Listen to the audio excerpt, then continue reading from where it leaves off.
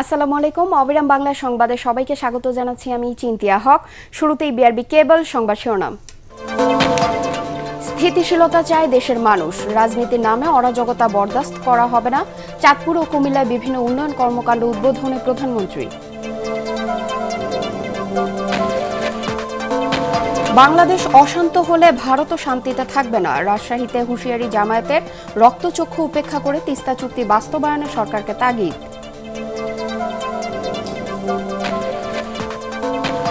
সাবেক স্বাস্থ্য প্রতিমন্ত্রী মিজানুর রহমান সিনহার জানাজা বেলা 11টায় জাতীয় সংসদ ভবনের দক্ষিণ প্লাজায়। অংশ নেবেন প্রধানমন্ত্রী তারেক রহমান।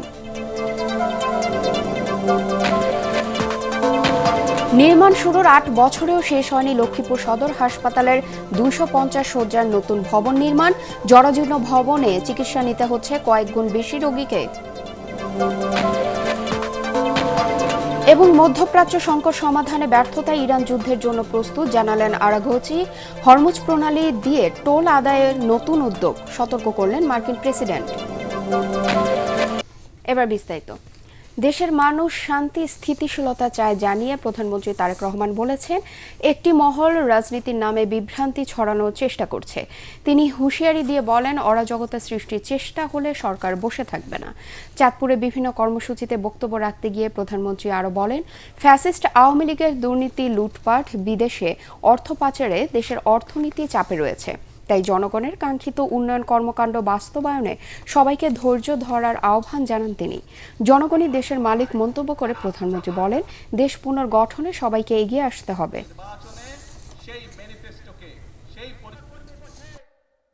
আমরা এক বিরাট স্বৈরাচারের কবলে পড়েছিল এই দেশ, এই দেশের মানুষ। সেই স্বৈরাচার থেকে, কবল থেকে এই দেশকে, দেশের মানুষ মুক্ত করেছে। যেভাবে ঠিক 1971 সালে হানাদার বাহিনীর হাত থেকে বাংলাদেশের মানুষ স্বাধীনতাকে ছিনিয়ে নিয়ে এসেছিল। প্রিয় ভাই বোনেরা, দেশ শুধু স্বাধীন করলে হবে না।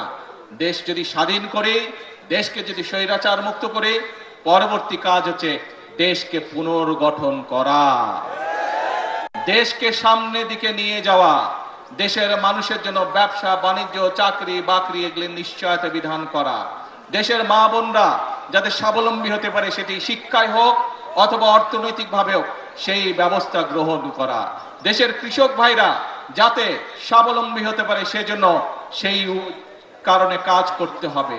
দেশে যাতে মিল কলকারখানা তৈরি হতে পারে, দেশে যাতে বেকার সমস্যার সমাধান হতে পারে সেই জন্য কাজ করতে হবে।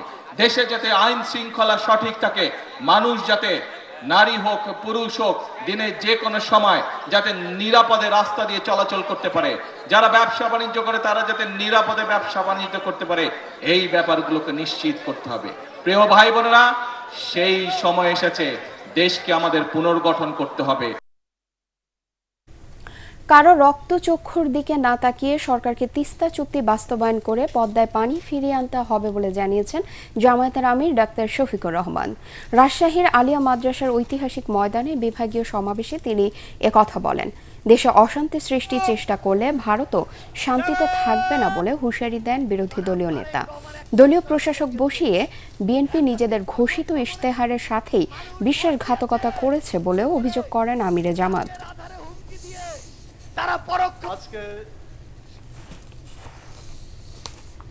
সাবেক স্বাস্থ্য ও পরিবার কল্যাণ প্রতিমন্ত্রী মিজানুর রহমান সিনহার জানাজা জাতীয় সংসদ ভবনের দক্ষিণ প্লাজায় অনুষ্ঠিত হবে। বেলা 11টায় এ জানাজায় অংশগ্রহণ করবেন প্রধানমন্ত্রী তারেক রহমান। এর আগে তার মৃত্যুতে গভীর শোক ও দুঃখ প্রকাশ করেন সরকার প্রধান। এক শোক বার্তায় প্রধানমন্ত্রী বলেন, দেশের রাজনীতি ও স্বাস্থ্য খাতে সিনহার অবদান শ্রদ্ধার সাথে স্মরণ করা হবে।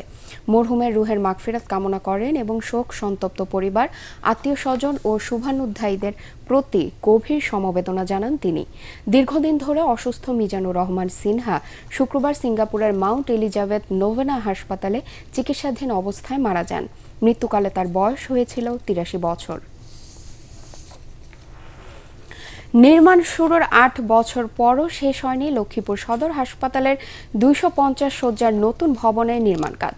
ফলে বাধ্য হয়ে 100 শয্যা হাসপাতালের জরাজীর্ণ ভবনে গাদাগাদি করে চিকিৎসা নিতে হচ্ছে কয়েক গুণ বেশি রোগীকে। লক্ষ্মীপুর প্রতিনিধি মেহরাজ উদ্দিন রবিনের রিপোর্ট, জানাচ্ছেন মাসুদ রানা। দুর্ভোগ কমাতে লক্ষ্মীপুর সদর হাসপাতালকে 100 শয্যা থেকে 250 শয্যায় উন্নীত করতে 2018 সালে জুনে 9 তলা বিশিষ্ট হাসপাতাল নির্মাণে কাজ শুরু হয়। 18 মাসে কাজ শেষ হওয়ার কথা থাকলেও 8 বছরে তা শেষ হয়নি। লক্ষ্মীপুর সদর হাসপাতালের 250 শয্যার কাজ আজ থেকে 8 বছর আগে উদ্বোধন হয়। কাজের মেয়াদ ছিল 18 মাস। সেই 18 মাসের কাজ আজ 8 বছরও শেষ হয় না। এক বেডে 2-3জনও থাকি। যদি আমাদের ফার্স্টের ভবনটা চালু হইতো তাহলে আমরা আর কষ্ট পাইতাম না এবং কি নিচেও থাকা লাগতো না। 100 শয্যার জনবল দিয়ে এখনো পর্যন্ত আমরা কাজ চালিয়ে যাইতেছি। গণপূর্ত বিভাগের দাবি, করোনা মহামারীর সময় এই প্রকল্প থেকে প্রায় 8 কোটি টাকা ফেরত নেওয়ায় দীর্ঘদিন কাজ বন্ধ থাকে। ইতিমধ্যে ভবনটির 80% কাজ সম্পন্ন হয়েছে। নতুন করে টেন্ডার প্রক্রিয়ার মাধ্যমে বাকি কাজ সম্পন্ন করার আশ্বাস দেন এই কর্মকর্তা। প্রশাসনিক অনুমোদন পাওয়া যায় যে সকল প্রজেক্ট এভাবে স্থবির হয়ে পড়ছিল সেখানে 4টি প্যাকেজের কাজের সংস্থান ছিল। আমরা গণপূর্ত অধিদপ্তর লক্ষ্মীপুর ইতিমধ্যে 4টি প্যাকেজেরই টেন্ডার আহ্বান করেছি। মূল্যায়ন পরবর্তীতে ঠিকাদার সিলেকশন করা হলে আমরা কাজ করতে পারবে। সিভিল সার্জন জানান, নতুন ভবনের কাজ সম্পন্ন করার পাশাপাশি জনবল নিয়োগের জন্য ইতিমধ্যে মন্ত্রণালয়ে চিঠি পাঠানো হয়েছে। নতুন বিল্ডিং হচ্ছে, এই বিল্ডিংটা যদি আমরা তাড়াতাড়ি পাই তাহলে আমাদের জন্য এই যে অতিরিক্ত যে লোকের যে স্বাস্থ্য ব্যবস্থাটা আমাদের জন্য সহজ হবে। মানুষের ভোগান্তি কমাতে দ্রুত নির্মাণ কাজ শেষ করে হাসপাতাল চালুর দাবি এলাকাবাসীর। Bureau report, ATN Bangla. July গণ আন্দোলনে রংপুরে আবু সাইদ হত্যা মামলার ট্রাইব্যুনালে 10 বছর সাজাপ্রাপ্ত বেগম রোকেয়া বিশ্ববিদ্যালয়ের সাবেক ভিসি ডক্টর আব্দুর রশিদকে গ্রেফতার করেছে পুলিশ। মোহাম্মদপুরে সলিমুল্লাহ রোড থেকে গ্রেফতার করা হয় তাকে। বিষয়টি নিশ্চিত করেছেন ডিএমপির মোহাম্মদপুর জোনের অতিরিক্ত উপপুলিশ কমিশনার জুয়েল রানা। জুলাই আন্দোলনের প্রথম শহীদ আবু সাইদ হত্যা মামলায় আন্তর্জাতিক অপরাধ ট্রাইব্যুনাল 2 তাকে 10 বছরের সশ্রম কারাদণ্ড দিয়েছিলেন। চলতি বছরের 9 এপ্রিল রায়ের পর থেকে তিনি পলাতক ছিলেন।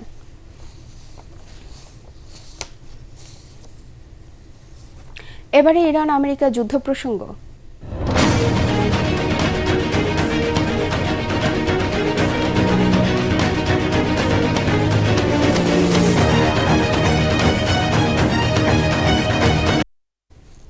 মধ্যপ্রাচ্য সংকটে গ্রহণযোগ্য সমাধানে পৌঁছতে ব্যর্থতায় ইরান সরাসরি যুদ্ধের জন্য প্রস্তুত আছে বলে জানিয়েছেন দেশটির পররাষ্ট্রমন্ত্রী আব্বাস আরাগচি।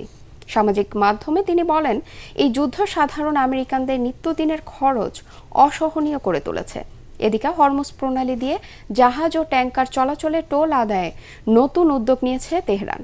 ওদিকে মার্কিন প্রেসিডেন্ট ডোনাল্ড ট্রাম্প সতর্ক করে দিয়েছেন, শান্তি চুক্তি ব্যর্থ হলে ইরানের জন্য ভয়াবহ পরিণাম অপেক্ষা করছে। বিস্তারিত আদিব মোহাম্মদের রিপোর্টে।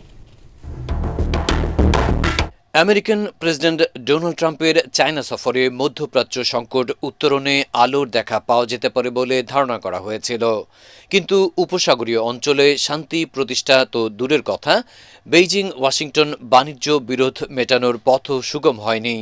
বরং বলা যেতে পারে বিশ্বের 2 শীর্ষ অর্থনৈতিক শক্তির মাঝে টানাপোড়েন আরও স্পষ্টতর হয়ে উঠেছে। তাই তো ইরানের পররাষ্ট্রমন্ত্রী আব্বাস আরাগচি সামাজিক মাধ্যমের বার্তায় সাফ জানিয়ে দিয়েছেন, মধ্যপ্রাচ্য সংকট সমাধানে শেষ পর্যন্ত কোনো গ্রহণযোগ্য সমাধানে পৌঁছতে ব্যর্থ হলে ইরান সরাসরি যুদ্ধের জন্য প্রস্তুত আছে। তিনি জানান, তেহরান, পেন্টাগন ও তেল আভিবের যৌথ আগ্রাসনে ক্ষতিগ্রস্ত হলেও এই যুদ্ধের কারণেই দুর্বিষহ হয়ে উঠেছে সাধারণ আমেরিকানদের জীবনও। নিত্যপণ্য কিনতে হিমশিম খাচ্ছেন তারা। এদিকে দেশটির পার্লামেন্ট স্পিকার মোহাম্মদ বাগের গালিভাফও বার্তা দিয়েছেন, বিশ্ব রাজনীতি নতুন একদিকে মোড় নিচ্ছে, যেখানে আমেরিকার আধিপত্যবাদ খর্ব হওয়া পরিষ্কার হয়ে উঠেছে। ওদিকে হরমুজ প্রণালী দিয়ে জাহাজ ও ট্যাঙ্কার চলাচলে টোল আদায়ে নতুন উদ্যোগ নিয়েছে তেহরান। তেল ও পণ্য পরিবহনে অত্যন্ত গুরুত্বপূর্ণ এই প্রণালীর উপর নিয়ন্ত্রণ প্রতিষ্ঠায় তারা কেবল বন্ধু রাষ্ট্রের জাহাজ কিংবা ট্যাঙ্কার যাতায়াতের সুযোগ করে দেবে। ওদিকে ডোনাল্ড ট্রাম্প বেইজিংয়ের ব্যর্থ সফর শেষে মানসিকভাবে ভীষণ ক্ষুব্ধ। তিনি গণমাধ্যমে সতর্ক করে দিয়ে বলেছেন, শান্তি চুক্তি ব্যর্থ হলে ইরানের জন্য ভয়াবহ পরিণাম অপেক্ষা করছে। আদিব মোহাম্মদ, ATN বাংলা। জাহাঙ্গীরনগর বিশ্ববিদ্যালয়ের এক নারী শিক্ষার্থীকে বহিরাগত কর্তৃক ধর্ষণ ও প্রাণনাশের চেষ্টার ঘটনায় 7 সদস্যের তদন্ত কমিটি গঠন করেছে বিশ্ববিদ্যালয় প্রশাসন। কমিটির সভাপতি করা হয়েছে বিশ্ববিদ্যালয়ের ফার্মেসি বিভাগের অধ্যাপক ডক্টর মোহাম্মদ সোহেল রানাকে। বিশ্ববিদ্যালয়ের উপাচার্য অধ্যাপক ডক্টর মোহাম্মদ কামরুল আহসানের সভাপতিত্বে অনুষ্ঠিত এক জরুরি প্রশাসনিক সভায় এ সিদ্ধান্ত নেওয়া হয়। পরে বিশ্ববিদ্যালয়ের ভারপ্রাপ্ত জনসংযোগ পরিচালক মোহাম্মদ মহিউদ্দিন স্বাক্ষরিত এক জরুরি প্রেস বিজ্ঞপ্তিতে বিষয়টি নিশ্চিত করা হয়। বিজ্ঞপ্তিতে বলা হয়, গত 12 মে বিশ্ববিদ্যালয়ের এক নারী শিক্ষার্থী বহিরাগত কর্তৃক ধর্ষণ চেষ্টা ও প্রাণনাশের চেষ্টার শিকার হন। বগুড়ায় চলতি মৌসুমে বোরো ধানের বাম্পার ফলনের আশা থাকলেও তা পুরোপুরি পূরণ হয়নি। কৃষি বিভাগের লক্ষ্যমাত্রার চেয়ে প্রায় 900 হেক্টর জমিতে আবাদ কম হয়েছে, ফলে ফলন ভালো হয়েছে বলে দাবি তাদের। এদিকে গাবতলী এবং শিবগঞ্জ উপজেলার বিভিন্ন এলাকায় মাজরা পোকার আক্রমণে দুশ্চিন্তায় পড়েছেন কৃষকরা। বগুড়া থেকে আজিজুল হাকিম রুমনের রিপোর্ট, জানাচ্ছেন মাসুদ রানা। বগুড়ার মাঠ জুড়ে এখন সবুজ আর সোনালী বোরো ধানের সমারোহ। জেলার বিভিন্ন স্থানে ধান কাটা শুরু হলেও মাঠে এখনো দোল খাচ্ছে কাঁচা ধান। কৃষি বিভাগের তথ্য অনুযায়ী জেলায় বোরো ধানের লক্ষ্যমাত্রা ছিল প্রায় 1,87,000 হেক্টর জমিতে, তবে আবাদ হয়েছে 1,86,000 হেক্টরে। মৌসুমের শেষ দিকে এসে মাজরা পোকার আক্রমণে দুশ্চিন্তায় কৃষকরা। 5-6 বিঘা জমি একবারই নষ্ট হয়ে গেছে ভাইরাস ধরে। পোকার ওষুধ যদি ওরা ঠিক মতো যদি আপনার আমাদের কৃষক যদি পরামর্শ দিত, তাহলে সেই পদ্ধতিতে আমরা কাজ করলাম। তেমন ওঠে না আর কি, ওঠে যারা নিজে বাজে করতে পারে তারা ওঠে, বুঝছেন। পোকার আক্রমণের বিষয়টি স্বীকার করে কৃষি বিভাগের দাবি, অনুকূল আবহাওয়া ও কৃষকের পরিশ্রমে এবার ভালো ফলনের আশা রয়েছে। এই স্টেজে মাজরা পোকার কিছু আক্রমণ অনেক সময় হতে পারে, কিন্তু সেটা খুবই মাইনর, হয়তো বিচ্ছিন্নভাবে কিছু জায়গা হতে পারে।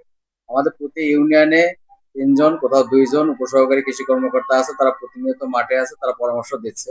জেলা খাদ্য বিভাগ বলছে, চলতি মৌসুমে 17,700 মেট্রিক টন ধান এবং 72,000 মেট্রিক টন চাল সংগ্রহের লক্ষ্যমাত্রা নির্ধারণ করা হয়েছে।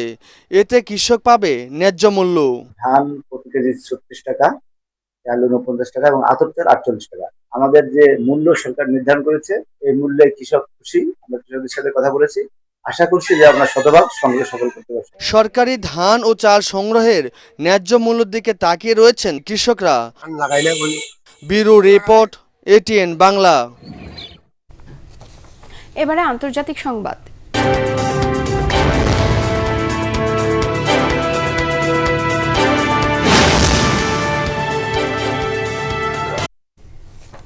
মার্কিন প্রেসিডেন্ট ডোনাল্ড ট্রাম্পের সতর্কবার্তার পর নিজেদের একটি সার্বভৌম ও স্বাধীন গণতান্ত্রিক দেশ হিসেবে পুনর্ব্যক্ত করেছেন তাইওয়ান। দ্বীপটিকে আনুষ্ঠানিক স্বাধীনতা ঘোষণার বিষয়ে সতর্ক করার মাত্র কয়েক ঘন্টার ব্যবধানে এই প্রতিক্রিয়া আসলো। তাইওয়ানের পররাষ্ট্র মন্ত্রণালয়ের এক বিবৃতিতে এই দাবি জানায় বলে খবর প্রকাশ করেছে AFP। বিবৃতিতে বলা হয়, তাইওয়ান একটি সার্বভৌম ও স্বাধীন গণতান্ত্রিক রাষ্ট্র এবং এটি কোনোভাবেই চীনের অধীন নয়। সম্প্রতি মার্কিন প্রেসিডেন্ট ডোনাল্ড ট্রাম্প বেইজিং সফরে যান এবং সেখানে দেশটির প্রেসিডেন্ট শি জিনপিং এর সঙ্গে বৈঠক করেন। সফর শেষে ট্রাম্প দেশে ফেরার পরপরই তাইওয়ানকে নিয়ে এই নতুন রাজনৈতিক মেরুকরণ তৈরি হলো। বেজিং সফরকালে শি ট্রাম্পকে অনুরোধ করেছিলেন যেন ওয়াশিংটন স্বশাসিত দ্বীপ তাইওয়ানকে কোনো ধরনের সমর্থন না দেন। চীন দীর্ঘদিন থেকে তাইওয়ানকে তাদের নিজস্ব ভূখণ্ডের একটি অবিচ্ছেদ্য অংশ হিসেবে দাবি করে আসছে। রাজধানীর মোবাইল অ্যাক্সেসরিজ মার্কেট মোতালি প্লাজা দোকান মালিকদের উপর হামলার অভিযোগ উঠেছে।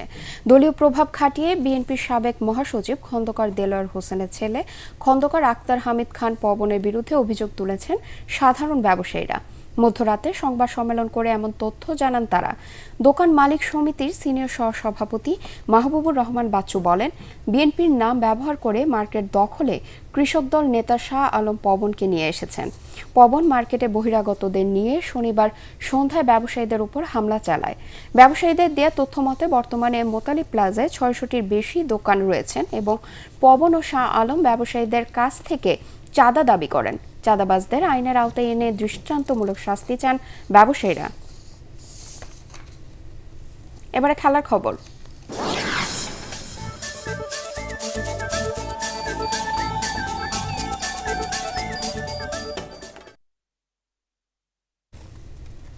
সিলেট টেস্টের দ্বিতীয় দিনে বাংলাদেশের সঙ্গে রানের ব্যবধান কমানোর চেষ্টা করছে পাকিস্তান।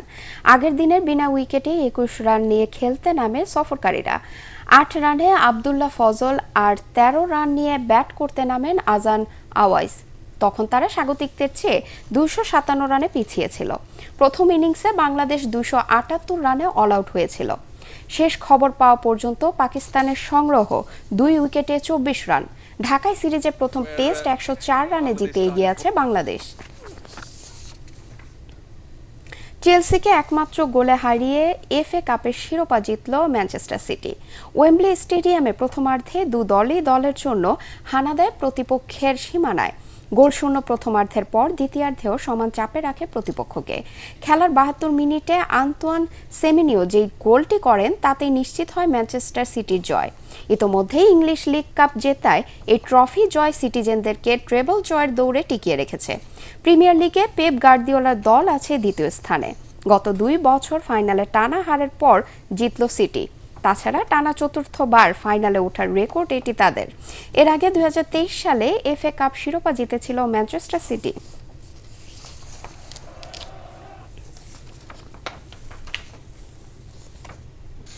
যশোরে tape tennis super cup cricket টুর্নামেন্টের ফাইনাল ম্যাচ অনুষ্ঠিত হয়েছে।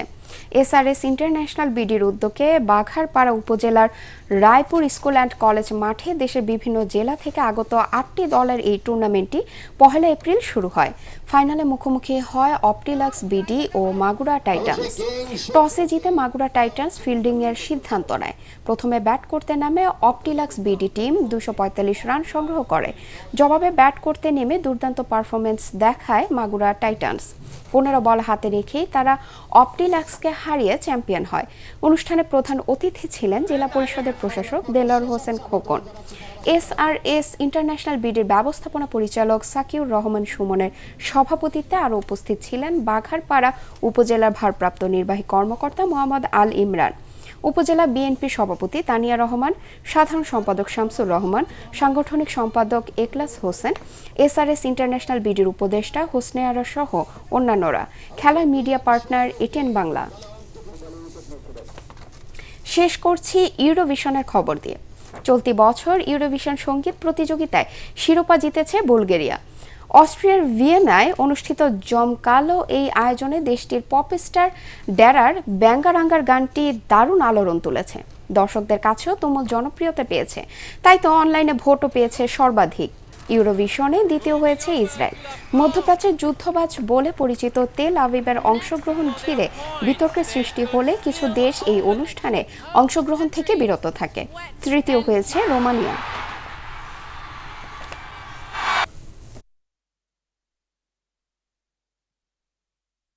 শেষ করার আগে বিআরবি কেবল সংবাদ শিরোনাম আরেকবার।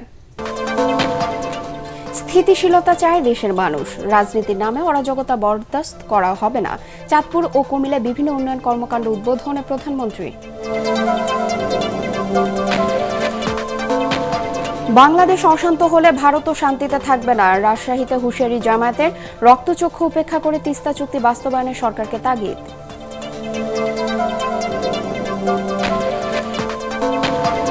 সাবেক স্বাস্থ্য প্রতিমন্ত্রী মিজানুর রহমান সিনহার জানাজা বেলা 11টায় জাতীয় সংসদ ভবনে দক্ষিণ প্লাজায় অংশ নেবেন প্রধানমন্ত্রী তারেক রহমান।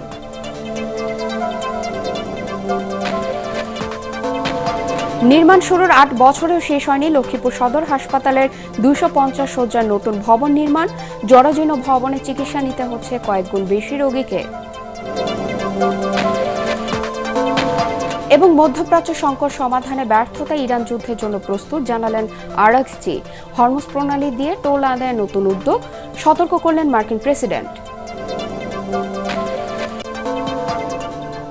পরবর্তী সংবাদ দেখার আমন্ত্রণ জানিয়ে এখনকার মতো শেষ করছি।